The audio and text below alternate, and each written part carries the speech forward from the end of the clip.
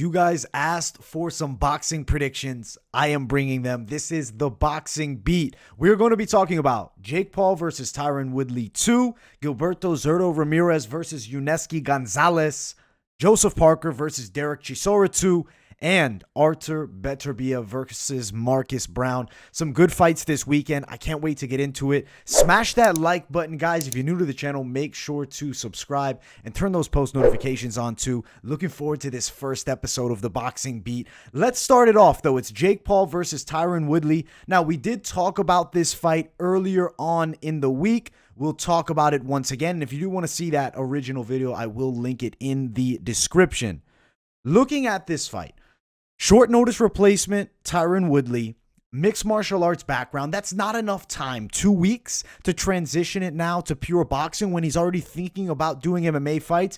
If you want to be a good boxer, you must stick with pure boxing. Jake Paul has constantly been improving his boxing game. I actually will expect him to look better this fight than he did in their first bout. His jab was on point in the first one. He needs to get those going a bit more. Woodley did turn up the heat, 5, 6, 7, and 8. It's definitely a better Woodley. For the early part of that fight, it was deer in the headlights Woodley, which we unfortunately do see a lot. I think Paul should expect maybe a potentially more aggressive and even wild style from Woodley. Maybe not even as technical of a boxing display. I think Woodley needs to make this a fight. His best bet to win is get in close range. He needs to make it dirty. He needs to clinch up. He needs to lug out overhands, looping hooks. Jake Paul on the opposite side needs to, when they clinch, get control of Woodley's arms, separate, work the jab, work the cross, fight from more long and mid-range. I also feel like there's going to be openings on Tyron Woodley down the center line. Can Jake Paul knock Woodley out? I don't think the likelihood of that is all that high. I really feel as though Jake Paul outboxes Woodley for 8 rounds. I'm seeing similar result, but this time, unanimous decision Jake Paul, and I'm calling it 6 rounds to 2 to give you that real Mystic Mac pick. Now, looking at the lines for this fight at the moment, let me find them here. Jake Paul, Tyron T. Woodley. We'll get these betting odds popped up. Minus 215 for Paul, plus 230 at best value for Tyron Woodley. I'm on Paul here. I think it's a high likelihood he goes out there and wins this fight. Looking at Paul wins by KO TKO, it's plus 230. I don't think it's very likely. I would say minimal likelihood. Paul wins by a decision. Around plus 125, plus 130. That would be the prop bet I would potentially lean towards. I do think we're looking at a fight that goes long. Maybe you want to play fight goes the distance, minus 105 or over 6.5.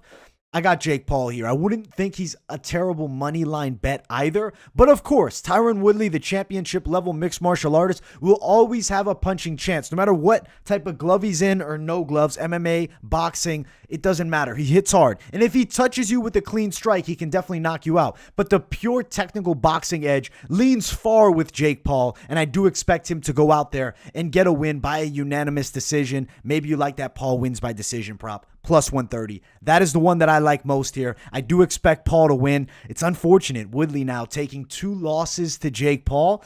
But at the end of the day, he's making a ton of money. And his name is out there. He gets a main event spot on a Showtime boxing pay-per-view. There's a lot of value in that. At the end of the day, following wise, at the end of his career, for the bag that he's going to get, this is probably the best it'll get. Because if he goes back to MMA, I don't think they'll pay him nearly as much as he'll get for this boxing opportunity in a rematch with Jake Paul. I do believe Paul wins by a unanimous decision and beats Tyron Woodley. Now, let's keep moving up. The next fight is going to be Gilberto Zurdo Ramirez versus Yunieski Gonzalez. You look at Zurdo's record, 42-0. And he's beaten some okay names as of late. If you look at the past few, Sullivan Barrera, granted a well past his prime Sullivan Barrera. Alfonso Lopez, not as impressive. Tommy Karpency, who everybody seems to have a win over on their records if they're a contender in the light heavyweight division. Yunieski Gonzalez, 21-3. You know, he had a good outing against John Pascal, did lose a couple fights since then, but is on a little bit of a roll. Big knockout over Tommy Karpency in the last one, who also Zurdo Ramirez had a win over Looking at how I believe this fight goes down, I think the technical southpaw Zurdo has some clear-cut edges and pure boxing skill, but Yunieski Gonzalez is pressure heavy. He'll make it dirty. He wants to fight inside. He wants to throw hooks. He wants to throw overhands. He wants to get real and close. You look back to that John Pascal fight, there were some good shots landing in close. Zurdo does well on the inside, but I would feel as though more favorable would be the mid and long ranges here. Work the body. That is the best bet and key to victory for Zurdo Ramirez to win against Yunieski here. Slowly break down the body, get the jab pumping. I believe he gets Yunieski tired. I feel as though we're looking at 9th round KO TKO for Zurdo Ramirez over Yunieski Gonzalez coming in here. Gonzalez is scrappy. He's not a chinny fighter, but slowly wearing him down, I believe, is the key to victory here for Zurdo. Also, being the much younger man, and at 42-0, we have to respect the knockout power. Even though not the elite resume, Zurdo's for real. And I feel as though he's got to earn himself, a potential lineal shot at the belt here soon, getting a win now over Yunieski. I see bigger things in the future. Yunieski over the age of 36, I think he'll stay a solid gatekeeper, but I think he's sent back here. And I think Zurdo, progressing forward, I would like to see potentially him challenging for a world title belt. Being 42-0, it's a great record, but let's see how he does when he really fights the top of the top level competition. For the betting side of this matchup, I will quickly bring it up here. The straight money odds for this fight right now, Gilberto is such a big favorite, -2,000 plus 1,400. I think over 5.5 plus 105. I believe that Yunieski Gonzalez is tough enough to last 6, 7, 8 rounds. I think 9th round is when it gets finished here. Ramirez KO TKO -370 for Gonzalez. If he did land a big punch, and fighting, there's always a possibility. You see with boxing these crazy ass odds all the time, but let's really look at it. Ramirez -370 for KO TKO. On the opposite side, Gonzalez is plus 2,000. A little bit of money could bring you something crazy back. So I don't think it's a terrible idea to potentially play with Gonzalez. Maybe a little sprinkle on KO TKO, but likelihood, no. I like over 5.5 rounds, and I like win for Gilberto Ramirez. I just want to see him fight the top guys now. I want to see him versus the potential final fight, which we'll be talking about, the winner maybe of Beterbiev, Marcus Browne. Of course, with boxing, you have a lot of mandatory challengers and such, so it could be hard for Ramirez to get there, but I believe it does happen eventually. But let's jump to the next fight, and if you guys haven't yet, smash that like button. Joseph Parker versus Derek Chisora 2. Their first fight was a banger, absolute war. First 10 seconds, Chisora puts Parker down. Granted, a lot of people had different opinions on how that fight ended. Ends with a split decision for Joseph Parker. Some people felt Chisora won it. Others felt it was a draw. I would like to just see it again, and that's why they're making it happen once again. The better technical boxer is Joseph Parker. What he does lack a bit is sometimes that killer instinct to go for it. He has a solid chin. It's not like Joseph Parker gets hurt easily. I mean, granted, was flash knocked down in 10 seconds by Chisora, up, recovered immediately, had great moments in that fight, tremendous straight punching. Inside is where Chisora wants it. He is rough with his boxing. He's got big looping hooks. He puts a lot of forward pressure on his opponents. He'll put them against the ropes and rip shots. Big overhands. Chisora's money is really the hook, the overhand. Parker, work that double jab, work that cross down the line. If it gets in close, he does have a pretty mean uppercut and left hook as well. You have to be cautious fighting a guy like Chisora because he goes out there with really nothing to lose. At the end of the day, he's got 11 losses as a professional, but he's still fighting top flight competition in and out. You look at the past couple for Chisora. He has the loss to Parker, the loss to Usyk, but he had a 3-fight win streak going for him. Dillian White and him had 2 bouts. In the first one, people felt that he could have beat Dillian White. So I really do like this rematch. I think that Joseph Parker should be able to be technically smarter and win a hard-fought decision. You have to deal with that pressure of Chisora. Maybe the best method will be more jabs. Maybe it'll be just clinching up inside. Don't get into the bang inside. Chisora's not an easy guy to beat, though. I expect this fight to look similar to the first. If you're betting it, I lean you dog or pass. Looking at the lines, The problem, though, we have to speak about with boxing is controversial judging. Even if Chisora does this much to win, by this much, he doesn't beat Joseph Parker. He needs to beat him by a fair margin, which I think is unlikely. But KO TKO prop. Maybe you guys like the knockout prop for Chisora to win. Let's see what that's sitting at here. Derek Chisora to win by a KO TKO. There's so many props with this matchup. You're looking at about plus 450 at the top, plus 360 low end. Parker wins KO TKO plus 210. I think Parker wins a decision. More so realistic. You can find that at best value. It would be plus 150. Does the fight go over 1.5? It's minus 8,000. Of course it does. And the odds straight, if you're thinking money line, minus 250 Parker, Chisora plus 270. A way that you could maybe play boxing this weekend is maybe you parlay something up. Maybe you went Parker, adding in Jake Paul on your line. That's a potential possibility. We'll talk about the main event, or I guess the main fight that we're talking about here. Not really the main event because they're all different big fights on multiple cards. But this is a great matchup, and I honestly think it's a must-tune-in type of fight. Joseph Parker, Derek Chisora, I believe they go to war again. I believe Joseph Parker by a smidge, beats him by a unanimous decision this time rather than a split. Ends the controversy. But you can't count out Chisora. He will 100% bring the fight. Best bet potentially would be the prop of Chisora KO. A money line on Parker wouldn't be bad, but he's in for a sure test here. Looking at the round props, I do believe fight could potentially go the distance, minus 114, but you have two big heavyweights. Granted, power more so on the side of Chisora. I say technique on the side of Parker. I believe we're going distance here, unless Parker got caught with something huge and put out. But it's not likely. This man has a very solid chin and has proven that in top-level fights. I mean, you have Joseph Parker, a guy that was able to last with Anthony Joshua when Joshua was truly at his highest of peaks. I like Parker for the win, but there's a quality argument for the underdog, Derek Chisora, and he's 100% live here. Now, let's get to the final fight we are talking about. It is a massive matchup. This is the lineal light heavyweight championship fight. I feel like this fight's flown under the radar with the Jake Paul bout, but this is must-see action. It's Friday, so it's coming on tomorrow after this video is recorded, depending where you're watching. If you're watching it Friday, then you're watching it today. If you're watching it late, well, make sure you tune in earlier next time. I will try and work out the proper scheduling for the boxing beat. It'll come with time. It's a new series, but we're making it happen.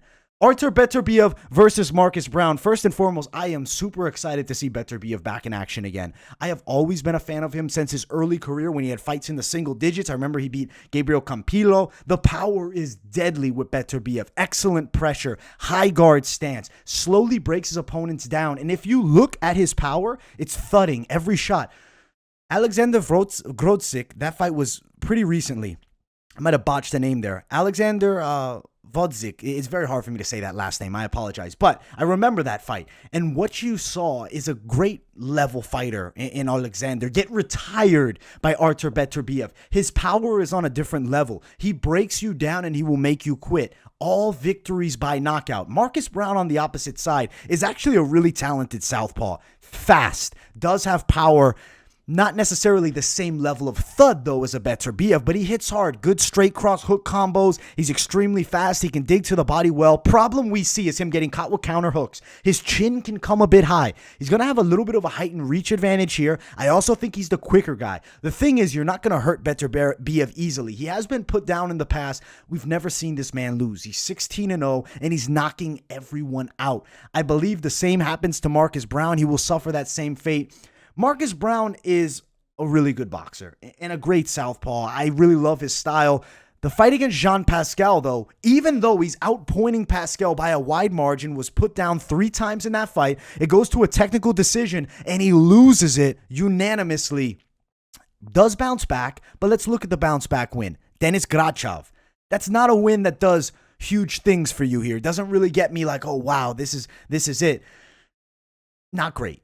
I mean, Grachev, 20-15. He was a decent guy at one point. He was way past his prime, and Browne beats him by a unanimous decision. And now you're dealing with the scariest puncher in the light heavyweight division, the most durable guy in the light heavyweight division, and I would say the best fighter in the light heavyweight division.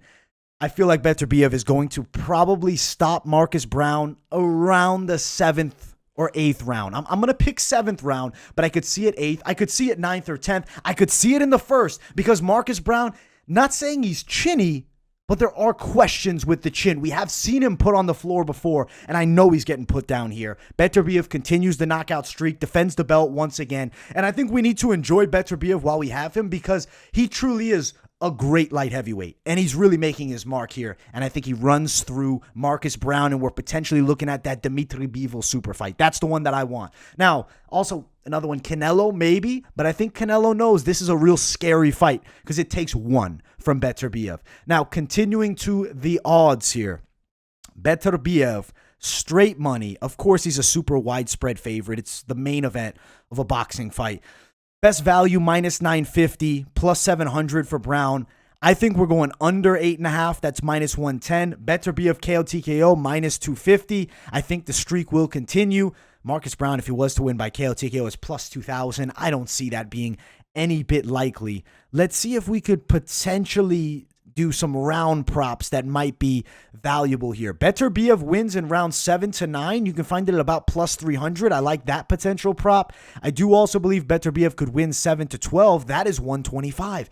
I think that is the play right there. Beterbiev plus 125 wins in rounds 7 to 12. I expect him to stop Marcus Browne in what's going to be a fantastic main event, a fight I cannot wait to see tomorrow. Overall, we got some fun boxing matches. I hope you guys enjoyed this as well. Smash the like button for the boxing beat. Parlay-wise, if you did want to parlay something up, my best bet for you guys would be play Joseph Parker, Jake Paul, money line. Depending on where your bookie is, you might not be able to get the overs and unders. Sometimes you can't parlay up props. You probably couldn't play Beterbiev by knockout in, round 7 to 12, parlayed with Zurdo Ramirez inside the distance, and then Parker and Jake Paul. That would be my ideal play if I was to give you one, though. That would be it right there.